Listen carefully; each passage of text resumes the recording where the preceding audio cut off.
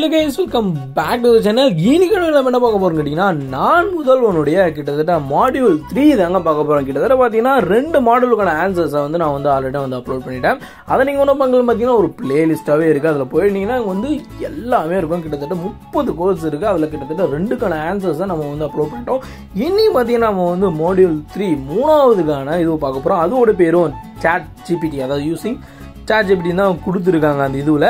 சரி, ஓகே, அதுக்கான ஆன்சர்ஸ் எல்லாம் இப்போ வருது. நீங்க போயிட்டு பொறுமையா ஆன்சர்ஸை பாருங்க. ஆன்சர்ஸும் கொஸ்டின்ஸும் மாறி மாறி தான் வரும். பார்த்து ஆன்சர் பண்ணுங்க.